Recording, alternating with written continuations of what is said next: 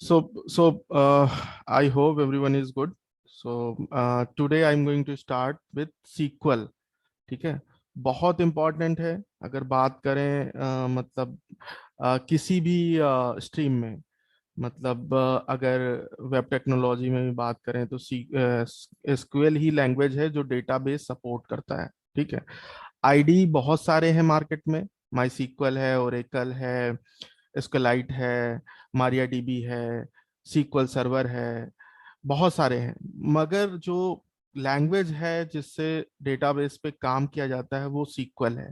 ठीक है, इसका फुल नेम है स्ट्रक्चर्ड क्वेरी लैंग्वेज। अब सबसे पहले समझते हैं कि स्ट्रक्चर्ड क्वेरी लैंग्वेज नाम ही क्यों है इसका।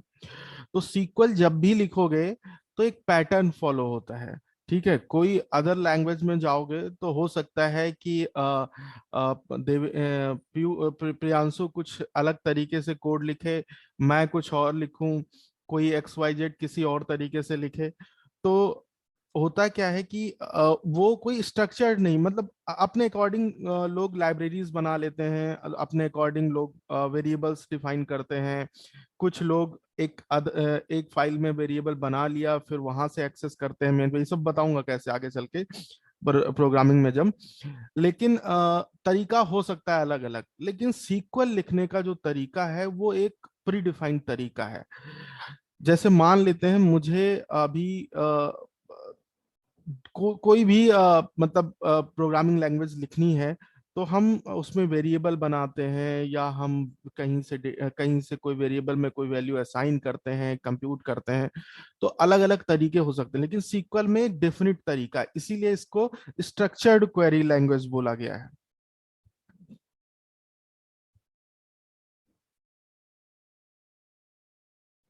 तो सबसे पहली बात है कि इसको इसको जानना भी जरूरी है कि कोई पूछ ले कि यार सीक्वल बोलते तो बहुत हो लेकिन नाम पता होना चाहिए। तो इसको स्ट्रक्चर्ड क्वेरिंग लैंग्वेज इसीलिए कहते हैं कि इसका एक प्री डिफाइंड स्ट्रक्चर है फॉर राइटिंग अ कोड। अब बात करते हैं सीक्वल ही क्यों, ठीक है, डेटाबेस लैंग्वेज क्यों है। ठीक है, तो इसका जो ये स्टार्ट जो हुआ था वो 70s से स्टार्ट हुआ था।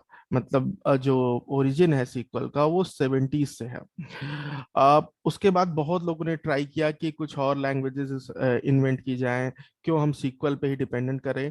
लेकिन कोई भी लैंग्वेज इस इतनी एफिशिएंट नहीं थी, या इतना इजी टू राइट नहीं था, इजी टू अंडरस्टैंड नहीं था कि उस ये सीक्वल को रिप्लेस कर पाती। तो सीक्वल ही हमारी लैंग्वेज बनी जो आज भी सब जगह यूज होती है। ठीक है, अब अभी नए 2-4 साल से या 5 साल पहले कहें, या कुछ साल टाइम से पहले नो सीक्वल टर्म भी सुना होगा। किसी ने सुना है क्या? यस सर, सुना तो है। सुना है ना। तो देखो, सीक्वल हमारी जो होती है वो डीबीएमएस लैंग्वेज है, डेटा बेस मैनेजमेंट सिस्टम। इसकी एक लैंग्वेज है। सीक्वल क्या है? हमारी एक लैंग्वेज है जो डेटाबेस मैनेजमेंट के लिए यूज की जाती है। अब डेटाबेस मैनेजमेंट का काम कहाँ कहाँ कैसे आया? कोई भी वेब एप्लीकेशन या कोई भी सॉफ्टवेयर बनता है, यहाँ सॉफ्टवेयर का मतलब डेस्कटॉप एप्लीकेशन की बात कर रहा हूँ मैं। जैसे तुम्हारे फोन में कोई एप्लीकेशन है जिसमें रजिस्ट्रेशन करते हो या कुछ भी है। ठीक है, पहले टैली होता था, या कोई भी सॉफ्टवेयर एप्लीकेशन है, चाहे IRCTC का है, या कोई सॉफ्टवेयर एप्लीकेशन है जो डेस्कटॉप पे यूज करते हो, VLC प्लेयर है, या कुछ भी है। तो हर जगह डेटाबेस तो है ही है। अब डेटाबेस में अलग अलग जगह पे अलग अलग तरीके से रखा जाता है। जैसे मान लिया कोई वेब एप्लीकेशन है, मान लिया कोई वेबसाइट है जैसे IRCTC की है, तो वहाँ किसका डेटा होगा? जो बंदे रजिस्ट्रेशन करते होंगे, टिकट बुक करते होंगे, उसका data web application IRCTC hold करता होगा। सेम हमारा डेस्कटॉप एप्लीकेशन, जैसे मान लेते हैं कोई एप्लीकेशन हम चलाते हैं, मान लीजिए VLC प्लेयर ही चलाते हैं, तो उसमें किस चीज का डेटा होगा? उसमें हमारे सॉन्ग्स का डेटा होगा, प्लेलिस्ट का डेटा होगा। हमने अब से पूरे 2 महीने में कौन कौन से सॉन्ग सुने हैं, कौन कौन सी मूवीज देखी हैं, सारा कुछ वहाँ लिस्ट होता है। तो जरूर डेटाबेस है वो मेंटेन करता है कि डेटा हमारा डेटाबेस में ही स्टोर होता है। अब बात करते हैं कि इसमें ये तो हो गया कि हमारा डेटाबेस, जितना भी डेटा होगा वो कोई डेटाबेस में जाके स्टोर होगा। अब डेटाबेस के टाइप्स कौन कौन से हैं? एक तो नॉर्मल डेटाबेस हो गया कि जिसमें हम नॉर्मल डेटा स्टोर करते जाते हैं। दूसरा कि एक होता है हमारा आरडीबीएमएस सिस्टम, तुम लोग उसमें भी पढ़े होगे, मतलब तुम लोग के कोर्स में होगा, रिलेशनल डेटाबेस सिस्टम, ठीक है। अब डीबीएमएस और आरडीबीएमएस में डिफरेंस क्या है, ठीक है। तो DBMS normal system, storage system समझ लो हमारा एक्सेल। अगर हम अपने एक्सेल में हर दिन का डेटा स्टोर करते हैं कि हम कि कब हमने हमारे महीने का खर्चा कितना गया, या हम कुछ भी डेटा स्टोर करते हैं, तो हमारा एक्सेल भी एक डेटाबेस की तरह बिहेव कर रहा है कि नहीं। पहले के टाइम में हम रजिस्टर में सारी चीजें मेंटेन करते थे, तो कहते थे कि ना कि निकाल के लाओ रजिस्टर, पुराना डेटा देख लें, ठीक है। किसी का हिसाब देखना है या कुछ लिखना है तो हम रजिस्टर में मेंटेन करते थे। सिस्टम में हम अपने नॉर्मल कंप्यूटर में या आम जनमान मतलब उसमें एक्सेल है जो भी, वो भी एक डेटाबेस है। मतलब अगर नहीं पता हो तो अभी से मतलब बिल्कुल मानो कि वो भी एक डेटाबेस है, क्योंकि हम क्या करते हैं उसमें कॉलम और रोज में डेटा स्टोर कर देते हैं। सपोज हम किसी कोई कोई ऑफिस, कोई शॉप वाला है, तो वो रख रहा है कि उसके कितने आइटम्स हैं या कितने कौन सी डेट पे कितनी इन्वेंट्री है, वो एक्सेल में रख रहा है, तो वो स्टोर हो रहा है। अब वो क्या करता है कि वो लोकल पे डेटाबेस बना के स्टोर करता है, ठीक है। तो एक्सेल में तो हमको लगता, और हम जब क्लिक करते हैं एक्सेल खोलते हैं, तो वो वहीं से रिट्रीव करता है, उस बैकएंड डेटाबेस से रिट्रीव करता है। तो हमको लगता है कि एक सीट थी जो कि अभी बंद थी, अभी खुल गई, लेकिन ऐसा नहीं है। वो सीट ब्लैंक होती है जो हम सेव कर देते हैं, जैसे ही उसको ओपन करते हैं वो पीछे से अपने अपने इनबिल्ट डेटाबेस से वो डेटा उठा करके लेके आता है, अपने सीट पे तुम्हें दिखा देता है, हमें लगता है वो डेटा हमारा आ गया। हर तो उसी तरीके से हमारे सिस्टम्स भी बने होते हैं सब जगह। सब जगह पे हमारा बैकएंड डेटाबेस होता है और हम उसको एक्सेस करते हैं। अब डीबीएमएस और आरडीबीएमएस समझते हैं। मतलब हमारा डेटाबेस हो गया कि डेटाबेस होता क्या है, डेटाबेस में हम डेटा स्टोर करते हैं, उस हर एक चीज को डेटाबेस बोलेंगे जो डेटा स्टोर करता होगा। अब डेटा स्टोर है कैसे, क्या जो एक एक्सेल सीट या एक टेबल बनी है किसी डेटाबेस में, वो दूसरे से रिलेट, दो टेबल हैं और मल्टीपल टेबल्स हैं, अगर आपस में कोई रिलेशन है तो उसको रिलेशनल डेटाबेस सिस्टम बोलते हैं, ठीक है। अगर कोई रिलेशन नहीं है, सपोज एक टेबल बनी हुई है स्टूडेंट की, उसमें स्टूडेंट्स का डेटा है, एक एक कस्टमर बनी हुई है, कस्टमर का डेटा है, स्टूडेंट का कस्टमर से कोई रिलेशन नहीं है, और मान लिया ऑर्डर कस्टमर का हो गया, एम्प्लॉय का डेटा है, ये आपस में कहीं नहीं जुड़ रहे हैं। मतलब ना तो कोई स्टूडेंट कोई कस्टमर है, ना तो कस्टमर कोई एम्प्लॉय है। तो ये डेटा आपस में कोई रिलेशन नहीं रख रहे हैं। तो जब कोई रिलेशन नहीं है तो नॉर्मल डेटाबेस सिस्टम माना जाएगा, वो रिलेशनल डेटाबेस सिस्टम नहीं बोलेंगे उसको, ठीक है। अब जब जब नॉर्मल डेटाबेस सिस्टम होगा तो हमें हमें उसको एक्सेस करने के लिए नॉर्मल नॉर्मल क्वेरीज फायर करनी पड़ेंगी, या उसको देखने के लिए हमें नॉर्मल नॉर्मल पैटर्न फॉलो करना पड़ेगा। उसमें कोई हम अपने अपना लैंग्वेज यूज करके या कोई कोई चीज एनालिटिक्स या उसको देख नहीं सकते, ठीक है। तो वो हमारा सिस्टम नॉर्मल डेटाबेस सिस्टम हुआ। अब रिलेशनल डेटाबेस सिस्टम का यूज कहाँ आता है, मतलब क्यों इसे, जब हमारा डेटाबेस सिस्टम बना था, मतलब बन चुका था और डेटाबेस सब बन चुका था कि हम डेटा स्टोर कर सकते हैं। फिर बता रहा हूं, जो भी डेटा, जो भी चीजें जहां भी हम डेटा स्टोर कर सकते हैं वो डेटाबेस सिस्टम माना जाएगा। अगर उसमें रिलेशन है तो उसे सिंपल डेटाबेस सिस्टम माना जाएगा, अगर डेटा में रिलेशन रिलेशन नहीं है तो डीबीएमएस कहा जाएगा, और जब रिलेशन है तो आरडीबीएमएस बोला जाएगा, ठीक है। इतनी बात समझ में आ रही है। अब रिलेशनल डेटाबेस जब बना तो कुछ रूल्स आए कि हमारा डेटा ऐसा ना हो कि हम रिलेशन बनाते बनाते इतना खो जाए कि हमारे डेटा डुप्लीकेट हो जाए, या उनमें रिडंडेंसी हो जाए, या इनकंसिस्टेंट रहे। सपोज मान लिया हमने एक परचेज किया, हम गए किसी डिपार्टमेंट स्टोर से 100 रुपए की चीज खरीद के आए, और हम दोबारा उसी डिपार्टमेंट स्टोर पे जाते हैं, तो ऐसा ना, वो डेटा अपडेट होना चाहिए कि हमने अब आज 500 की शॉपिंग की है, या सपोज मान लेते हैं कल को इस महीने का किसी का खर्चा 10,000 रुपए उसने डेटाबेस में स्टोर किया, और अगले महीने 11,000 का खर्चा हुआ है, और वो चाहता है कि मेरा लेटेस्ट डेटा स्टोर हो, तो वो 10,000 बदल के 11,000 होना चाहिए। ऐसा ना हो कि हम 10,000 भी मेंटेन करें, 11,000 भी मेंटेन करें। तो डुप्लीकेसी ना हो, रिडंडेंसी ना हो, अननेसेसरी का डेटा स्टोरेज, क्योंकि डेटा हम जब स्टोर करते हैं तो ये सर्वर पे स्टोर होता है। सर्वर क्या होता है, एक हमारी नॉर्मल मशीन भी सर्वर बन सकती है। ठीक है, तो जब हम बात करते हैं सर्वर का, तो मान के चलो जो डेटाबेस स्टोर होता है वहां पे मल्टीपल मशीन्स होंगी। तो हम जिस और हार्डवेयर की एक लिमिट है कि हम इतना डेटा, इतना हार्डवेयर इकट्ठा कर सकते हैं, इतना बना। ऐसा तो है नहीं कि पूरे खेत के खेत या घर के घर, बिल्डिंग की बिल्डिंग हार्डवेयर से भर देंगे। तो हम रिडंडेंसी भी ना हो, कंसिस्टेंट रहे हमारा डेटा, अच्छे से स्टोर रहे, जब रिकवर करना चाहे हम रिकवर कर लें। तो हमारा आरडीबी में सिस्टम बनाया गया, जो कि एक रूल आया कॉर्ट्स के रूल। अब वो कॉर्ट्स के 14th रूल थे।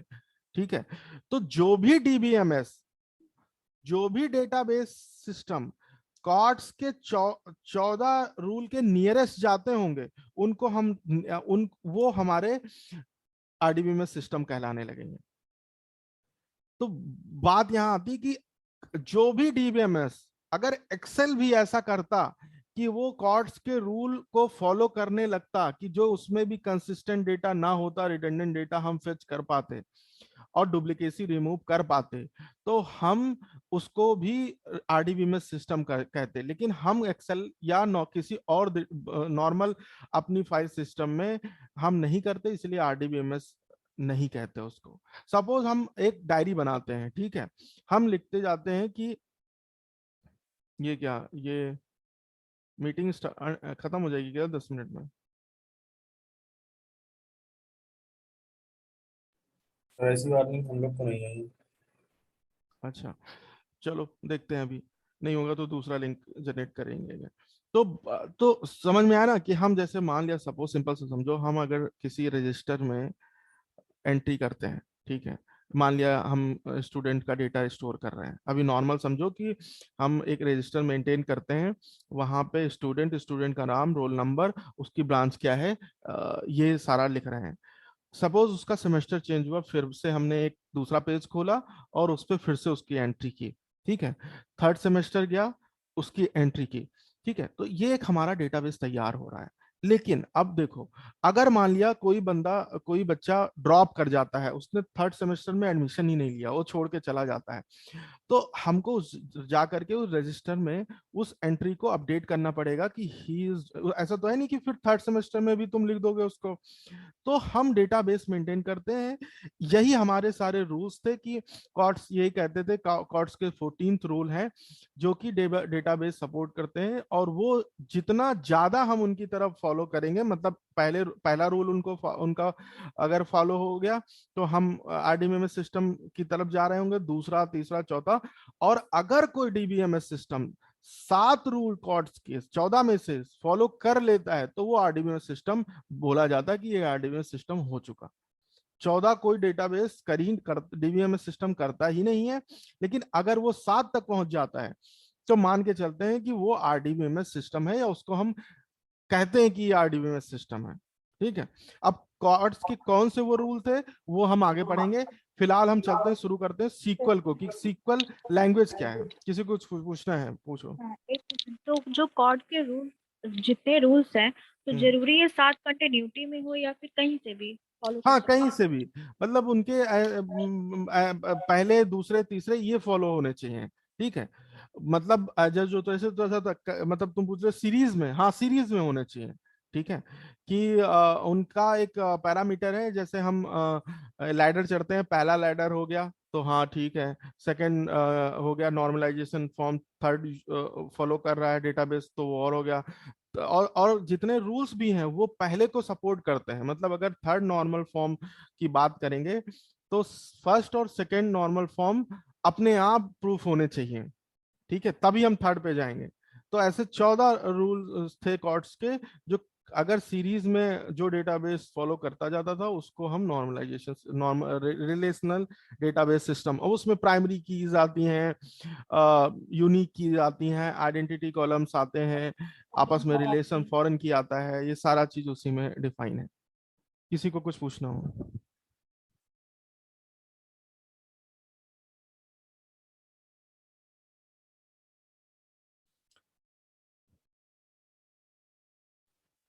शुभम कुछ पूछना है? किसी को कुछ ना समझ में आया हो बेहिचक पूछो यार। नो सर, अभी तो कोई डाउट नहीं है। ठीक है, तो हमारी सीक्वल क्या है?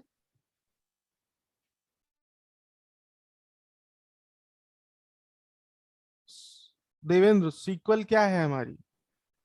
एक स्ट्रक्चरल डाटा मतलब क्वेरी लैंग्वेज है जो प्री डिफाइन होता है, हम्म।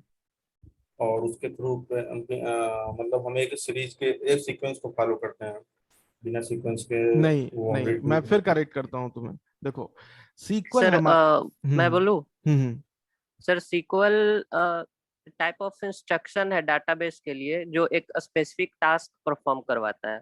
हम्म। इंस्ट्रक्शंस भी नहीं बोलेंगे, इंस्ट्रक्शंस क्यों बोलो जब उसके नाम में लैंग्वेज है। ठीक है, समझो यस फर्क। Sir, yes sir. इंस्ट्रक्शन इसलिए नहीं बोलेंगे, कहीं वो उसने कहा नहीं कि हम इंस्ट्रक्शन, वो खुद कह रहा है कि मैं एक स्ट्रक्चर्ड क्वेरी लैंग्वेज हूँ, खुद कह रहा है ना। तो हम हमेशा लैंग्वेज ही बोलेंगे, हम अपने वर्ड्स नहीं देंगे किसी चीज को। हम बोलेंगे सीक्वल एक लैंग्वेज है। कैसी लैंग्वेज है? डेटाबेस लैंग्वेज है। हमें डेटाबेस पे काम करना है, जैसे हम सॉफ्टवेयर पे काम करते हैं तो पाइथन जावा दुनिया भर की लैंग्वेजेस हैं, ऐसे ही सी डेटाबेस पे काम करना है तो उसकी एकमात्र लैंग्वेज है वो सीक्वल है।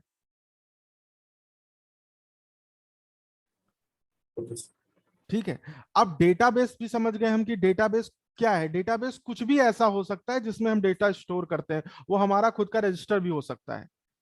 ठीक है, मतलब हम आम जनमानस में कहते नहीं है कि डेटाबेस, लेकिन हाँ हम तो जानते हैं ना, हमारी डायरी मेंटेन अगर हम रोज का हिसाब लिख रहे हैं तो भी एक डेटाबेस तैयार हो गया कि नहीं हो गया हमारे घर का। सेम ऐसे डेटाबेस कुछ भी हो सकता है। अगर वेबसाइट कुछ डेटा अपना स्टोर कर रही है, वो कैसे कर रही है उसकी बात बाद में करेंगे, लेकिन अगर वो डेटा स्टोर कर रही है कि उसके उसके हर दिन के कितने कस्टमर उस पर आ रहे हैं, क्या हो रहा है, तो वो एक डेटाबेस तैयार कर रहा है। ऐसे ही कोई रजिस्ट्रेशन फॉर्म है किसी साइट पे, कितने लोग उस पर रजिस्ट्रेशन कर रहे हैं, ये उसका एक डेटाबेस तैयार हो रहा है। और जब उसके आगे बढ़ते हुए जब समझते हैं तो समझते ये है कि अगर उस डेटाबेस के अंदर जितना डेटा स्टोर है उसमें अगर आपस में रिलेशनशिप है तो उसको आरडीबीएमएस सिस्टम कहेंगे। और रिलेशनशिप कोई ऐसा रिलेशनशिप नहीं होना चाहिए कि कुछ भी आपस में जुड़ गया, मतलब नाम नाम जुड़ गए या माता पिता जुड़ गए या पेरेंट्स सिबलिंग जुड़ गए, नहीं। उस डेटा में आपस में रिलेशन है और वो कॉर्ड्स के रूल फॉलो करता है उस तरीके से, तो उसको आरडीबीएमएस सिस्टम बोलेंगे।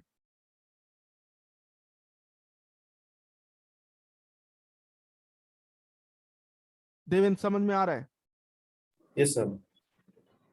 ठीक है, तो डीबीएमएस और आरडीबीएमएस में क्या फर्क है?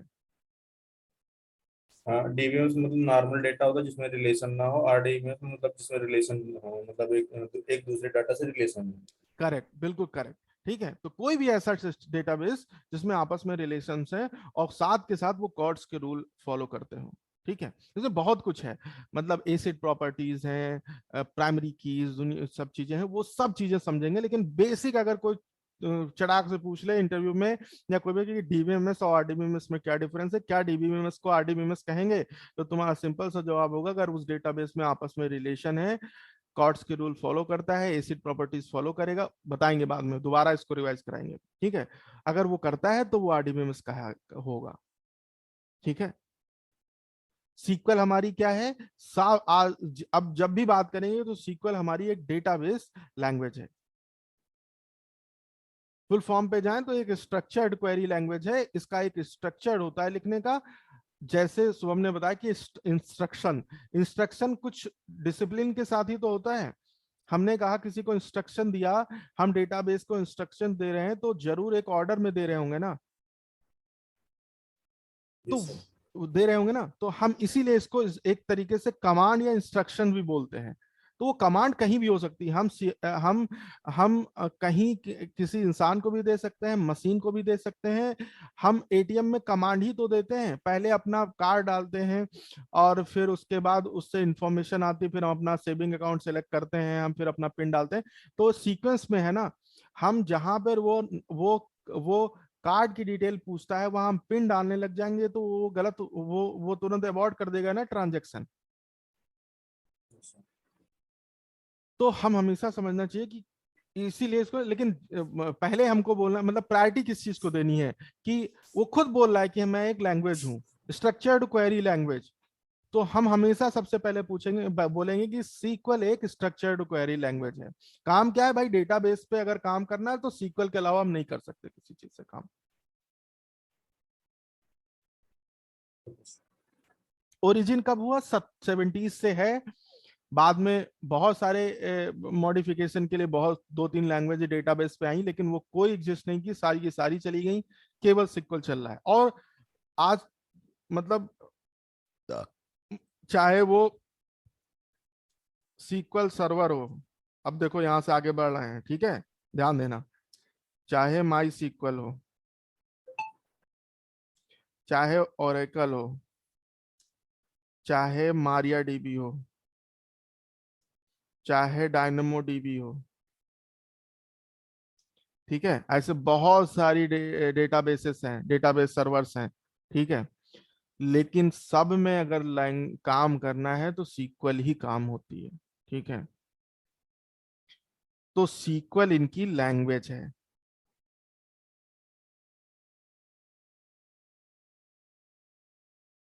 क्यों नहीं कोई माई सीक्वल लैंग्वेज बना लिया, नहीं बनती, ठीक है। क्यों ओरेकल ने एक अपनी लैंग्वेज, ओरेकल लैंग्वेज क्यों नहीं बना लिया, नहीं बनते। इन्होंने अपने सर्वर्स बनाए हुए हैं, आईडी बनाया हुआ है, डेवलपमेंट इन्वायरमेंट बनाया हुआ है, लेकिन जो लैंग्वेज चलती है इन पे वो सीक्वल ही चलती है।